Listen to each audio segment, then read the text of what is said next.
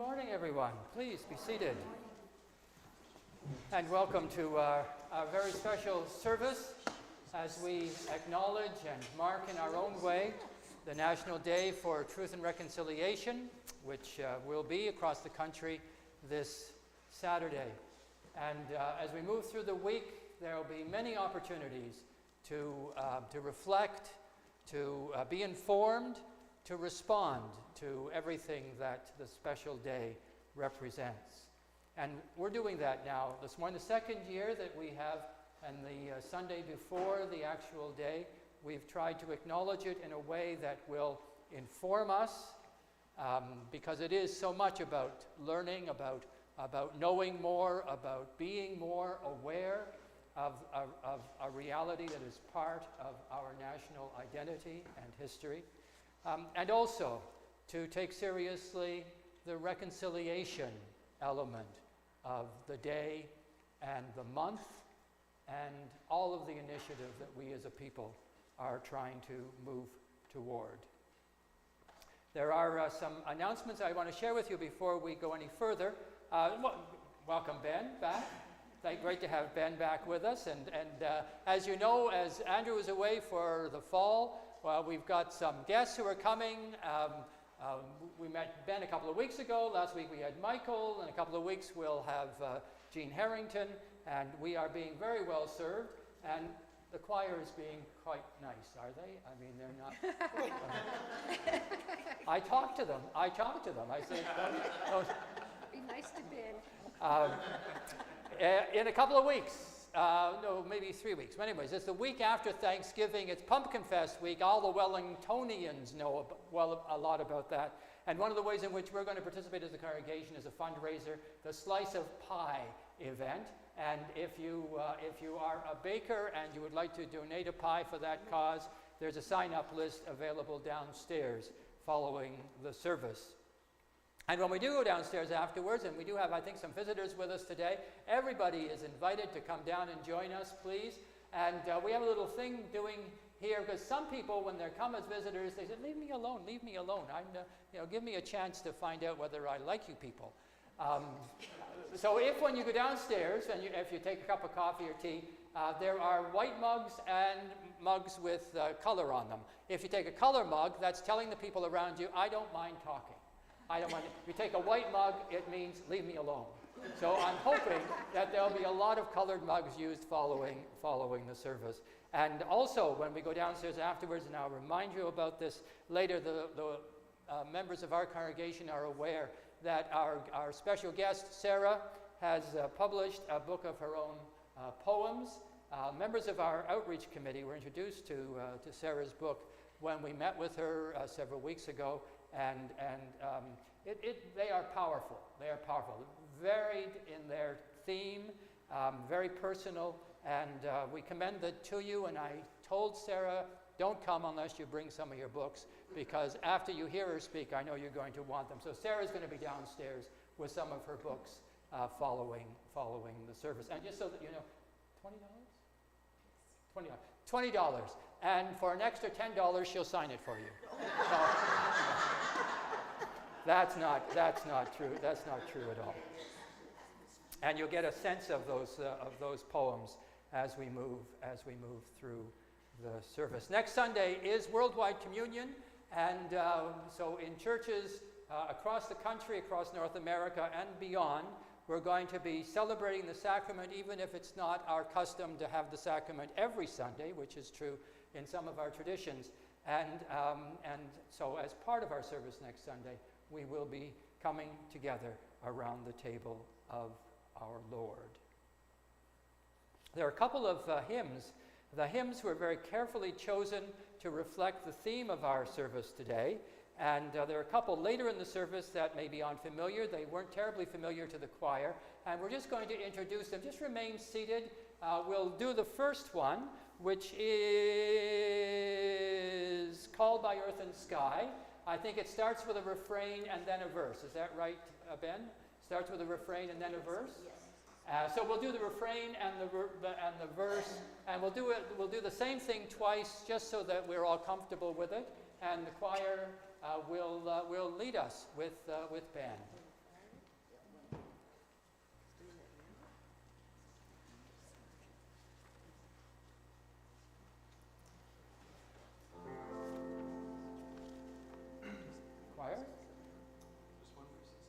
the chorus and verse, and we'll do it twice.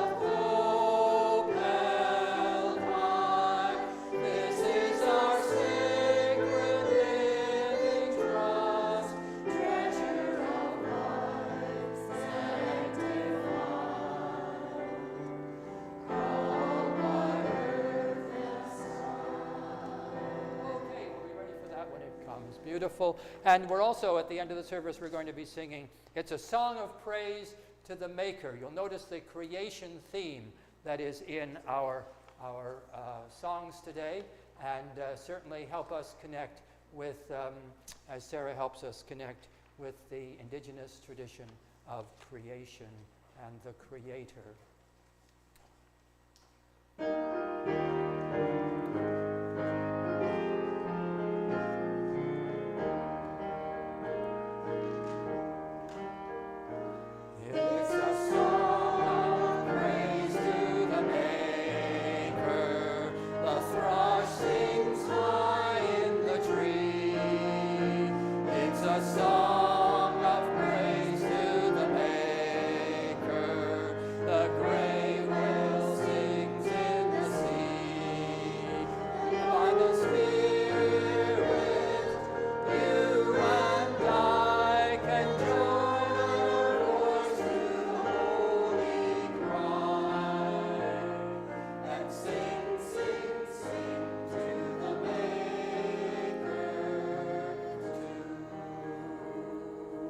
Thank you. Janet Marison chairs our outreach committee, and I've asked her if she would introduce us to Sarah.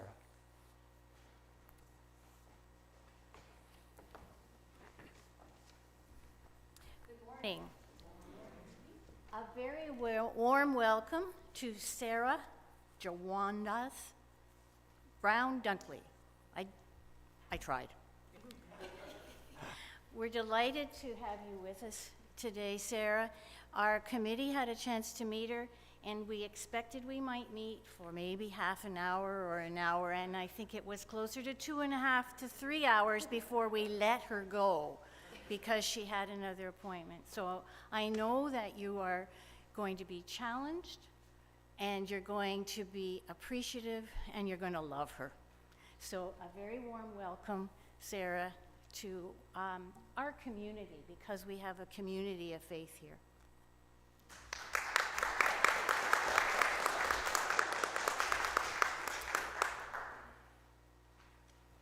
Okay, as we begin, we acknowledge that we are on the traditional territory of the Huron-Wendat, Anishinaabe, and Haudenosaunee peoples, and that our community is adjacent to the Kanien'kehá:ka Mohawk community of Tyendenaga.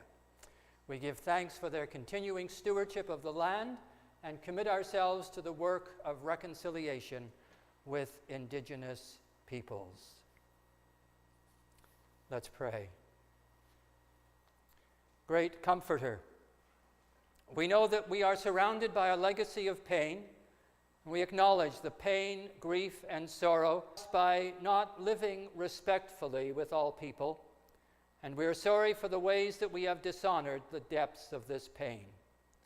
Open us, Creator, to the power of interconnectedness. Help us to receive the painful stories and the inspiring dreams of our siblings. Grant us the courage to own any feelings of vulnerability, shame, fear, and guilt that may come from our interactions with each other. And with your healing grace, lead us through our aching toward your dream of wholeness.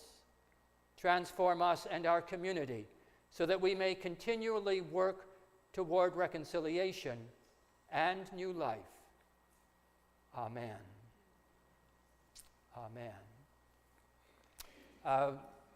Some of you, many of you may know that quite a number of years ago, when the United Church of Canada was structured there were local congregations, and there were presbyteries, regional bodies, and then there were 10 conferences, gatherings of presbyteries across the country. And as part of our response to the recognized need for reconciliation, and there were many, and there are many United Church indigenous congregations across the country. And rather than leave them attached to, ultimately buried in the conferences as they existed, there was a move and ultimately success in creating a new conference, an 11th conference, the All Native Circle Conference, which included indigenous United Church congregations across the whole country. There were many meetings, a lot of hard work went into the creation of that new entity, and Elder Gladys Taylor was one of the people who worked on that project, and she describes how this particular hymn helped in the formative days of the All Native Circle Conference in 1989. These are her words. Whenever we didn't know our direction or how we were going to be formed, we found that this hymn helped us. I believe the words have a message for everyone. Let's sing it together, Spirit of Gentleness.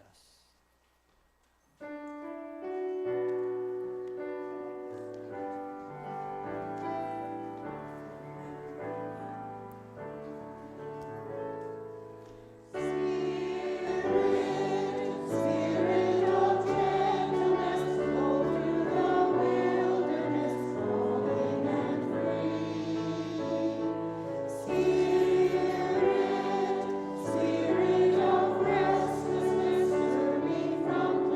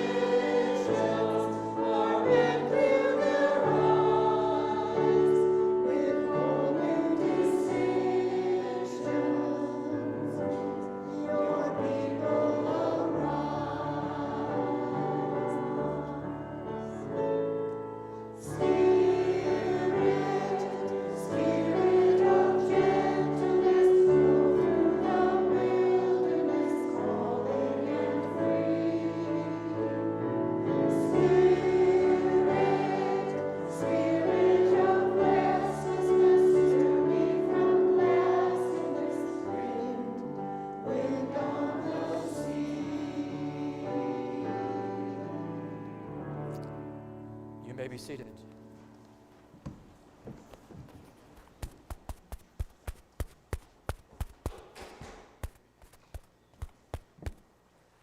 And I want to share with you words that are now 37 years old. In 1986, the General Council of the United Church of Canada met in Sudbury, and I was privileged to be one of the commissioners. And the commissioners are half order of ministry people and half lay people, elected in the many regions across the country. There are about 330, 340 commissioners at a general council. One of the challenges addressed by that council in Sudbury was our relationship, our denomination's relationship, historic and real, with our indigenous neighbours across the country. And out of that, there was developed an apology to First Nation peoples that was then, in a very moving ceremony, presented to representatives of First Nations across the country. They had established themselves. There was a large community representing many First Nations had gathered to be with the General Council in Sudbury, and there was a large teepee established on the grounds of the university, and all of us commissioners followed the current moderator, then moderator, Bob Smith, out and presented this apology to our First Nations neighbors. Long before my people journeyed to this land, your people were here, and you received from your elders an understanding of creation and of the mystery that surrounds us all, that was deep and rich and to be treasured. We did not hear you when you shared your vision. In our zeal to tell you of the good news of Jesus Christ, we were closed to the value of your spirituality. We confused Western ways and culture with the depth and breadth and length and height of the gospel of Christ. We imposed our civilization as a condition for accepting the gospel. We tried to make you like us, and in so doing, we helped to destroy the vision that made you what you were. As a result, you and we are poorer, and the image of the Creator in us is twisted, blurred, and we are not what we are meant by God to be. We ask you to forgive us and to walk together with us in the Spirit of Christ, so that our peoples may be blessed and God's creation healed. 37 years ago, that apology was presented, and it was not accepted, as very wisely, fairly, and justly the leaders of the First Nations people who were there said, the apology means nothing unless it is followed by action and what we might call today true reconciliation. We still wait to be worthy of the acceptance of that apology.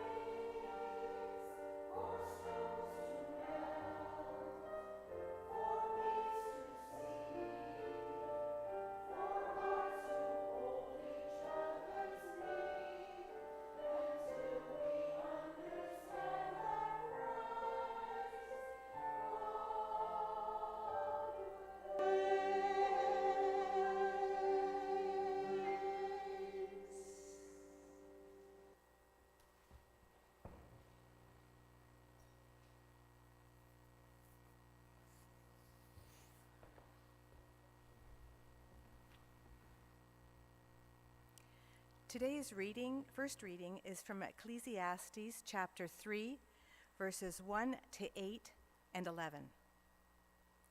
For everything there is a season, and a time for every matter under heaven. A time to be born and a time to die, a time to plant and a time to pluck up what is planted. A time to kill and a time to heal, a time to break down and a time to build up. A time to weep and a time to laugh, a time to mourn and a time to dance. A time to throw away stones and a time to gather stones together. A time to embrace and a time to refrain from embracing. A time to seek and a time to lose, a time to keep and a time to throw away. A time to tear and a time to sow, a time to keep silence and a time to speak. A time to love and a time to hate, a time for war and a time for peace. He has made everything suitable for its time. Moreover, he has put a sense of past and future into their minds, yet they cannot find out what God has done from the beginning to the end. And the gospel reading is from Matthew chapter 7, verses 1 to 5. Do not judge, so that you may not be judged. For with the judgment you make, you will be judged, and the measure you give will be the measure you get. Why do you see the speck in your neighbor's eye, but you do not notice the log in your own eye? Or how can you say to your neighbor, let me take the speck out of your eye, while the log is in your own eye? You hypocrite! First, take the log out of your own eye, and then you will see clearly to take the speck out of your neighbor's eye. Hear what the Spirit is saying to the people.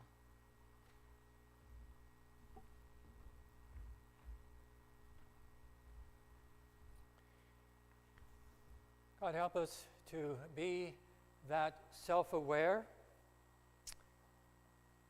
of the log in our own eyes and recognize that God has made this time right for what we are here to do. Would you share with me the litany, which is in the bulletin and also on the screen? We are grateful to God who heals our broken relationships by reconciliation through his living presence with us. Through God, we receive the call to the ministry of reconciliation as a model for healing broken relationships. Today we acknowledge a dark side to the history of Canada. We settler peoples have reaped the benefits of the land by pushing aside indigenous peoples in order to seize their land. Today we lament the attempted erasure of the indigenous peoples of Canada through the Indian Act, which criminalized the practice of traditions and cultures and mandated the seizure and indoctrination of children in residential schools. Today we acknowledge that we have no appropriate words, so we stand respectfully in silent lament for the children who died while in the custody of residential schools, died of active abuse, died of lonely hearts and separation from family. Today we acknowledge that we have no appropriate words, so we stand in silent respect for the families and communities who mourn their children who did not come home from residential schools, mourn the disruption of family and the way of life, mourn the exploitation and desecration of their traditional lands, mourn the hopelessness of community members, which leads to acts of violence.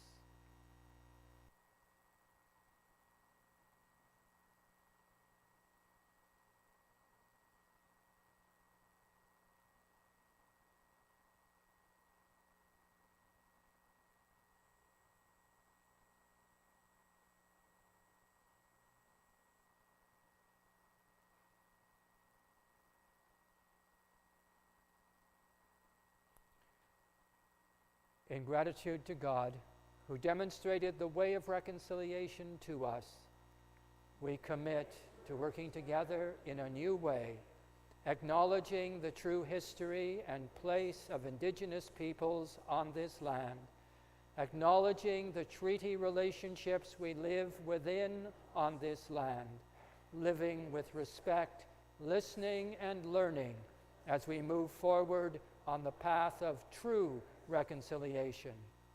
Amen. Amen. As we sing, we're going to collect the offering and bring it forward, place it on the table. We asked Sarah, the Outreach Committee asked Sarah if she would just suggest a way in which we might, apart from hosting her and listening to her, we might take seriously our commitment to reconciliation. She suggested that donations to the relatively new, I think, Mohawk language school on the territory would be an appropriate way. And you may have noticed there are special gift envelopes, and they will be going to the school, and they're eligible for income tax receipts that will come from the school management at some future date. So those offerings, as well as our regular tithes and offerings, will be received as we stand and sing, Called by Earth and Sky.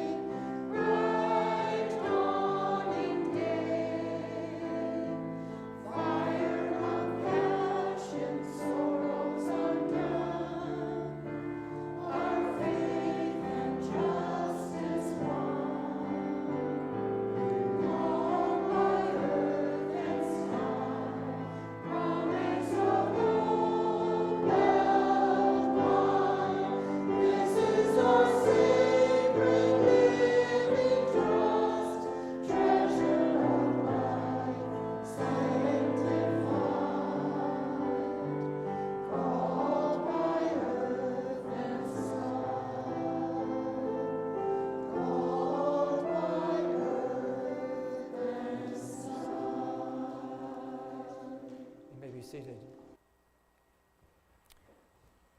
Our outreach committee decided that one way for us to take seriously commitment to reconciliation is to put ourselves in the place of students, not just listeners, but students. We've asked a great deal of Sarah, because if we're the students, she's the teacher. We asked her to share with us something of indigenous culture, of her culture, of spirituality. And I asked her if she would use a couple of the poems from her book. One very clearly names the truth, and one points the way toward reconciliation, and she's graciously agreed to incorporate that in what she has to say to us. The rest of the time belongs to Sarah.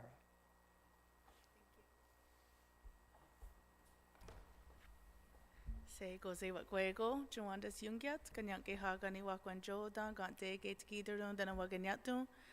I just introduced myself in Mohawk. My name is Jawandas, which translates to long day or daylight is lengthened, a Mohawk Turtle Clan from Tyendenaga Territory.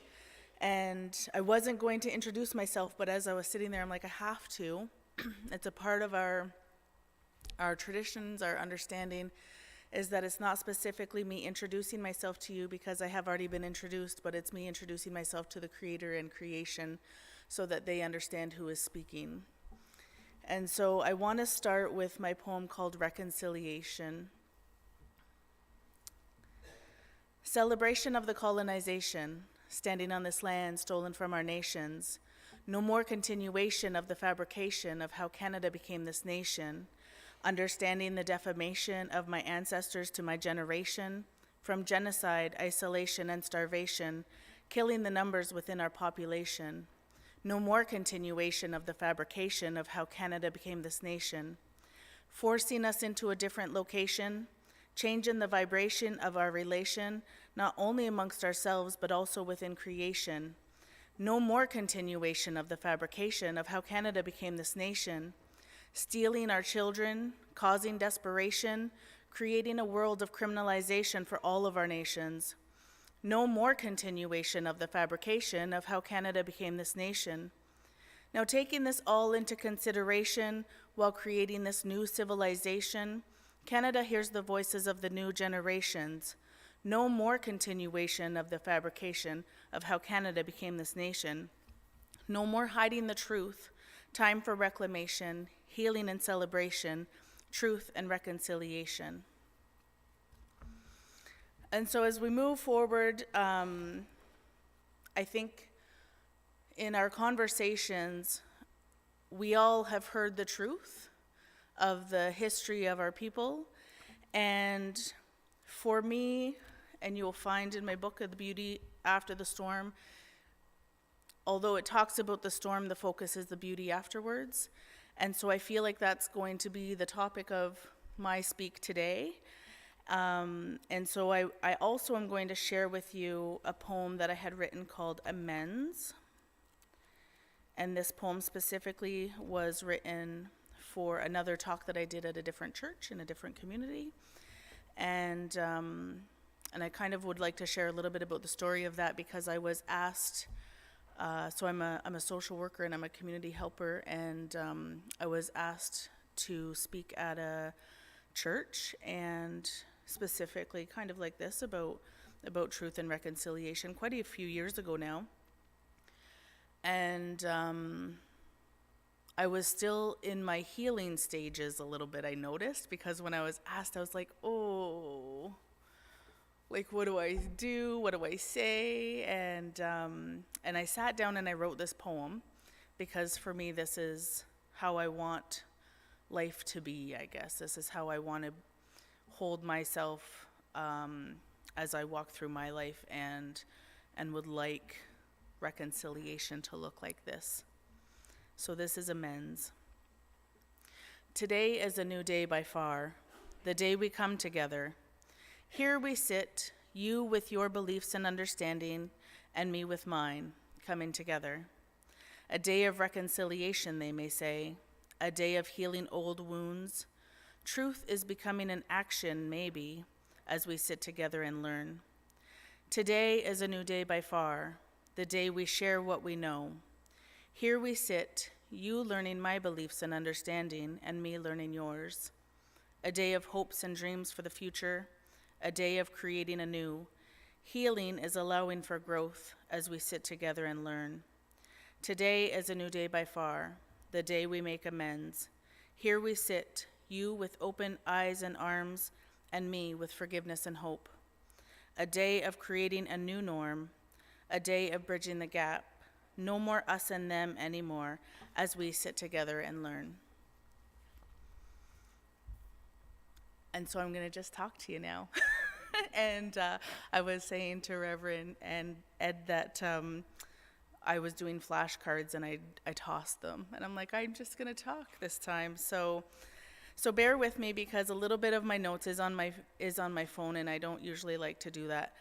But one of the things I really wanted to talk about are some of our teachings, our understandings, our way of life, and I wanted to have some of the fact stuff that I don't keep in my brain, so that little bit of stuff is in my phone. And so when I think about truth and reconciliation, it really is what I talk about in my poem Amends. Really, it's about learning and healing and growing together and understanding that although there are differences between nations of people, there are also similarities because we are all human. And for me, reconciliation really looks like just supporting each other in however people choose to live. And one of the things that popped in my head this morning, actually, while I was headed over, was like thinking about the similarities and differences of people. And I don't know why, but the metaphor of like a set of twins popped in my head. And although twins are the most alike people to each other, they are also very uniquely different. And so when I thought about that, I thought that is exactly the same as indigenous people, non-indigenous people, people of all color, really. And how do we really just live our life in unison and harmony and peace? And it really comes down to what I think some of our teachings talk about. So as a Haudenosaunee person, a Kanien'kehá:ka person, a Mohawk person, we call three principles, and sorry, I trip on my words sometimes. We have three principles. We say skana, which is peace, gazastansera, which is like strength or power, I always say not this kind of strength, but the strength that comes from within, and gahnigorio, which means good mind. And I love to talk about the power of the good mind. It's one of my favorite things to talk about. And when we talk about those three things, they have to come together in unison as we carry ourselves in that way. And so if I'm carrying myself in a way of peace and strength and a good mind, I don't have room to judge or displace or ostracize or hate. I have to be able to live my life in those ways all together as a whole human being. And so what I think I'm trying to say basically is, for when we talk about reconciliation, those are the things that I look to other people for. And so we all have this life, and we live it, and we go through the storm. We go through our own personal storms and a lot of heartache and loss and grief and trauma, and we all come through it. If we're lucky, we all come through it on the other side. And when we do that, we have the ability then to help and support and encourage other people as they go through their storms. And so I was going to talk to you a little bit about the two-row wampum, and I don't know if you know about the two-row wampum. And I'm going to try to be really mindful of my time too, because I can talk, as you noticed, for hours. Ed already kind of mentioned that we could talk for hours. But if you don't know about the two-row wampum, I would encourage you to look it up and learn a little bit about it. And so it is a treaty. So if you don't know wampum belts, I guess let's start there. So a wampum belt is kind of like a treaty and understanding between two different groups of people. The two-row wampum was started in 1613 between the Dutch and the Haudenosaunee people. And if you were to see it, so it's literally like strings of beads made out of, we call wampum, which is just like shell turned into little beads. And they are white and purple. And so it's like a row of white, row of purple, row of white, row of purple. So there's like 2 rows of purple in between white.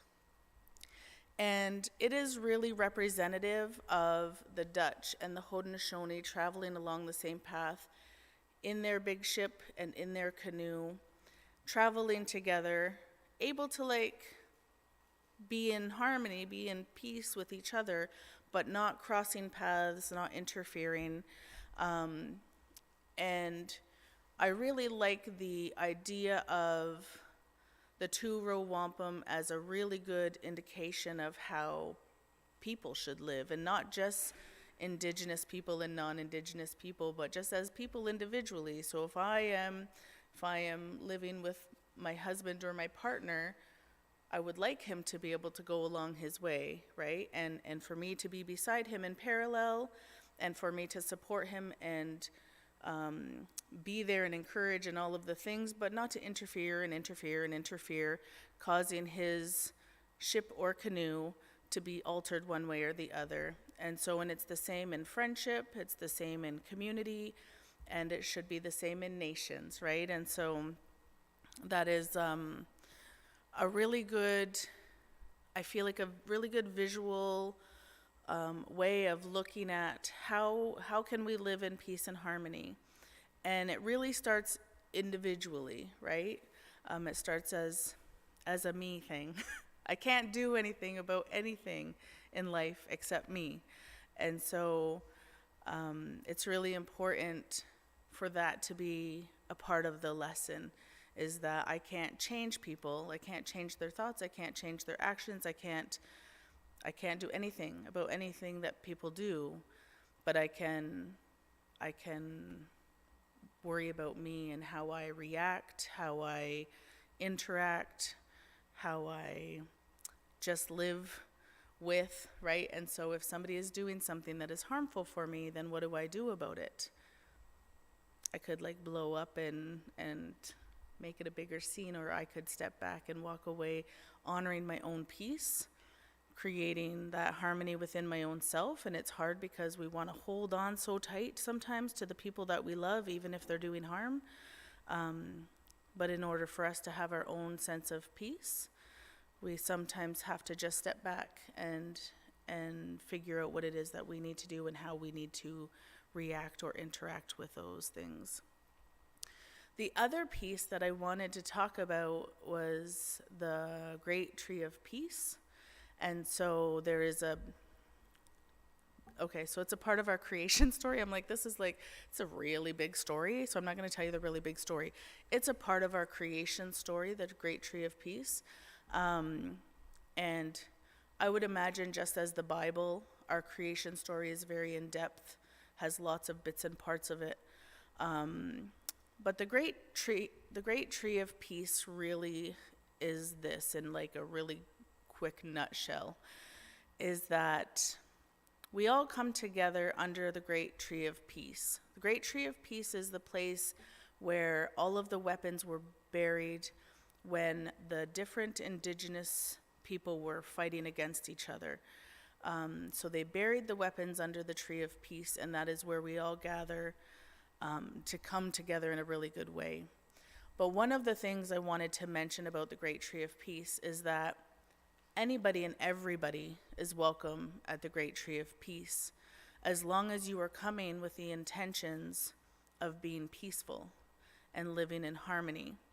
And so it doesn't matter where you come from. It doesn't matter what you believe. It doesn't, like, none of that matters. What matters is that we come together in a peaceful way and we sit at the tree.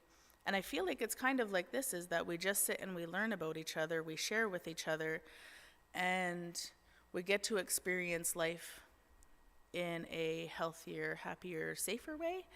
And so I think that when we look at all of those things combined, it really comes back to me and what do I bring to the table? What do I bring to the community? What do I bring to the friendship or relationship? And how do I carry myself in this way of peace and calm and love? And when we talk about this moving forward in reconciliation, I feel like this is all that I ask of you, is that you open your mind to learn, that you carry yourself with good intentions, and just be open and kind and caring, which I'm sure all of you already are that. So it's not a lot to ask of you, I think, because that is who we are as people. And so just giving yourself the opportunity to learn, not specifically just from books, even though books are very helpful. Our people didn't originally have written words, right? And so a lot of our teachings were handed down orally. And so be sure that you surround yourself in opportunity, I guess, to listen to people in different areas, different situations, different experiences, so that you can hear and experience and feel some of the stuff that's not written down.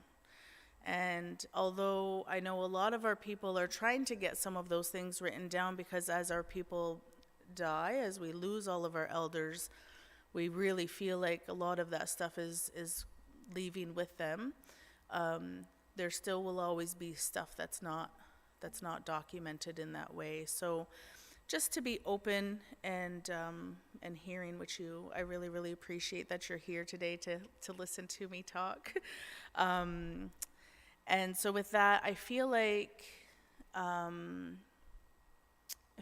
that's the message that I want to leave you with. And I do really want to thank you for having me and listening to me. I did want to make mention a little bit about the Mohawk language. We used to call it the Mohawk Language Circle. So I don't know, it's called in English. So we call it Jijunhet Ungwawana.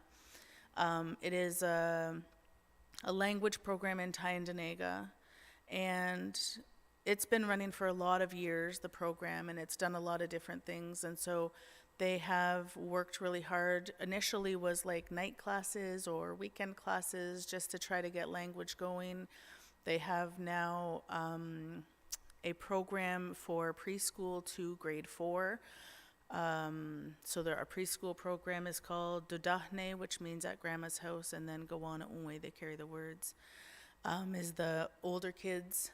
But they also have had in the past and are now starting, actually they just started this year, an adult Mohawk immersion program, which is like an amazing program.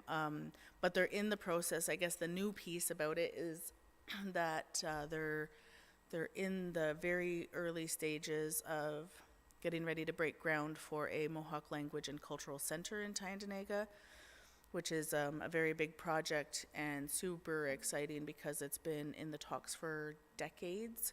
And so I appreciate the opportunity to share the information about Jijunhet Ungwawana with you. I appreciate the support for that, because to me, language specifically is a really huge piece of our reconciliation. And it's interesting, I thought I was done talking. I'm not done talking, sorry. Just tell me when to be quiet though, okay? So this is the thing, is when I was learning originally about reconciliation, I had a teacher say to me, like, we don't need to reconcile as Indigenous people. they need to do the reconciliation work. And I was like, I don't agree with that statement. Like, I don't feel like that's true.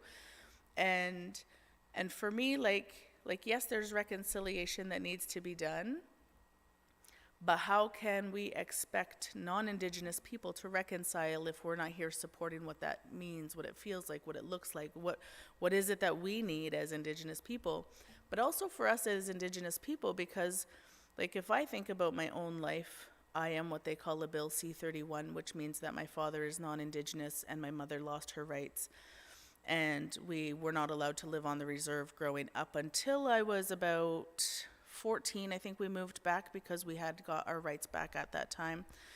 And there was reconciliation even for my own self, right? And to grow up, we grew up in Deseronto.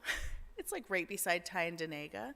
But we grew up in Deseronto, and as a young child, I was very brown. That's how we talk. So I was very brown. And so I was a little bit too dark for my non-Indigenous town, but I was too white for my Indigenous community because I didn't live there. And so there was this reconciliation that needed to happen inside of me. And it took a long, long time, honestly, to be super, super honest. I think I just came to terms with it when I was doing my bachelor's degree, and so I was there 2016 to 2019. So I was still I'm getting old. So it took me a long time to understand, because one of the things I always said was I don't fit anywhere. I don't fit over here in Deseronto. I don't fit over here in Tyendenaga because of these two sides of me. And somebody once said to me, one of my beautiful friends, like, Sarah, you get to fit everywhere because of that. Like, it doesn't matter who you are, doesn't matter that you're half white and you're half Indigenous. That means you get to just fit everywhere as long as I allow myself to fit in those spaces, right? And I think that is a beautiful thought for me to be standing here in a church, because one of the things that happens for us in our reconciliation as Indigenous people is we have to be angry.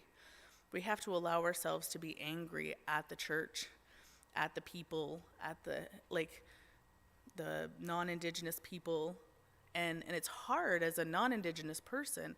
And I even took it personally because I am half non-Indigenous, right? And if I have Indigenous friends who are trash talking non-Indigenous people, I'm like, that's me. Like, I still, even though I stand here and identify as a Mohawk person, I am still a part of that community as well. And so it's a part of our reconciliation to go through that. And if we think about grief in itself, that's all it really is that we are grieving the history of our people. We're grieving the trauma that our people have suffered. And in reality, when I think about the pain and the trauma, it's not very far back. Like, my aunties and uncles, literally my first aunties and uncles were at residential school. And so it's not something that happened so far long ago. It's something that, and I didn't realize how much it impacted my life, especially growing up not knowing anything about residential school. I had no clue. Nobody talked about it. I only have one auntie left living who attended and doesn't want to talk about it, and I don't blame her one bit, right? But it's hard for us to heal those parts of ourselves if we're not talking about it. And so for me, it's really important to be able to stand here in front of all of you, to be able to talk about my bits and parts of the story. And so thank you very much for allowing me that opportunity. And I hope to see you downstairs.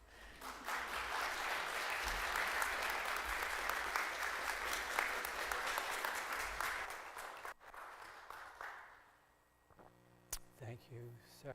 Thank you for your wisdom and your honesty.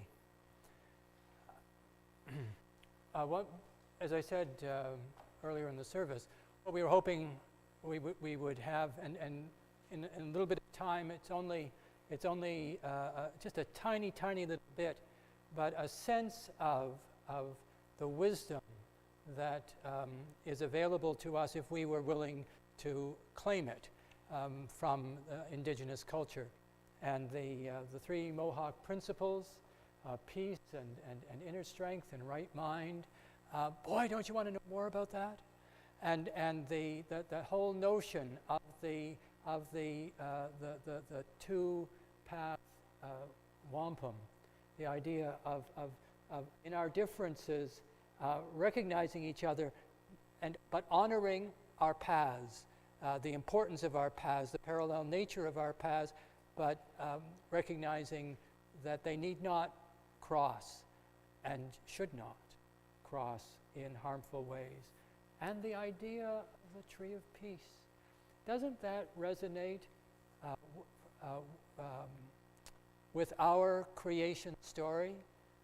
The Garden of Eden, defined by that place where everything is in right relationship with everything else, and the consequence of that is what in Hebrew is known as shalom, what is inadequately translated as peace. We have so much to learn.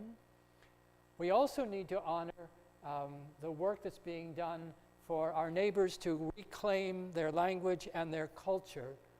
And just in case you have any reluctance to appreciate the importance of that, let me put it in our terms. For most of the 50 plus years of my ministry, if I was called upon to lead a funeral service, a memorial service, I would invariably use the words of the 23rd Psalm. The Lord is my shepherd, I shall not want.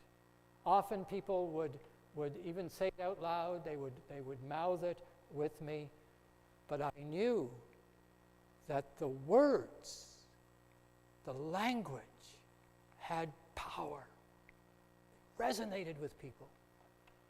Very often, if I do the same thing at a funeral or memorial service today, all I get are blank stares. What on earth is he talking about? There is no more power to heal in those words, because so many of us have been disconnected from our own culture, our own tradition. We do need to honor the efforts of our neighbors on the territory in doing that much for themselves. Let's spend a few moments quietly reflecting on what we've heard.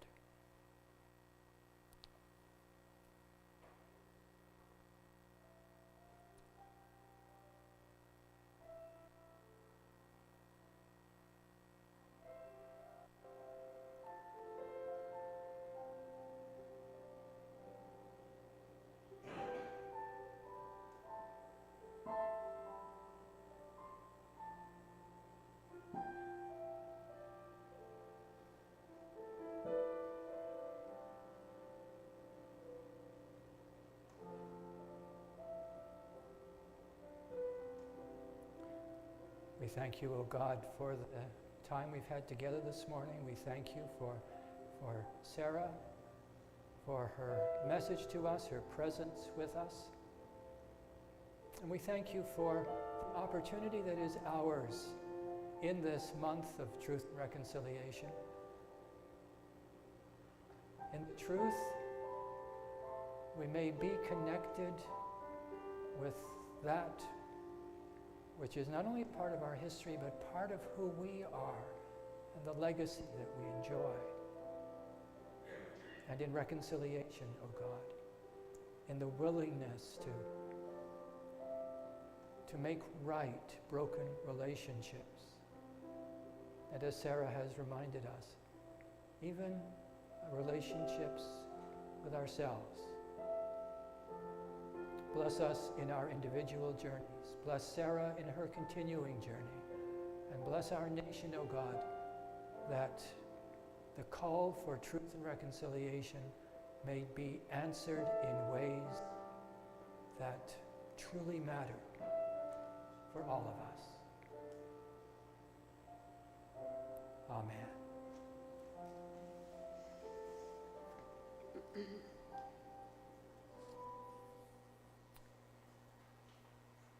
If there is peace and inner strength and right mind, If we're able to find a way to enjoy that double wampum, and if we can find ourselves together, meeting the conditions to be together under the tree of peace, then there will be joy, and we can sing praise to the Maker. Let's do that.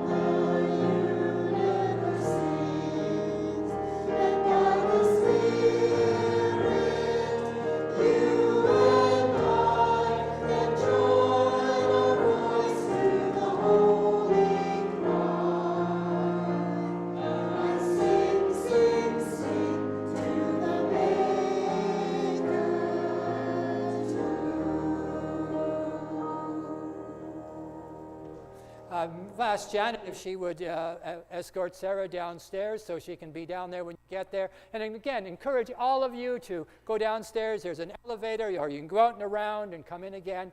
There's some goodies, coffee, tea, a chance to hang out with one another. Sign up for a pie if you're so inclined. That is to make a pie. We'll get a chance to claim the pie in a couple of weeks. And thanks. I know you want to join me in thanking Sarah for being with us today.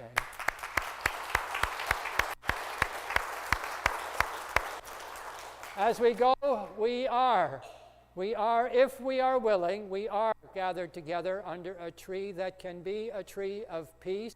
By the grace of God, may that be so for us together. May it be so for us in our own minds and hearts and spirits. May it be so for our nation in all of its nations. Go with God. Amen. See you downstairs.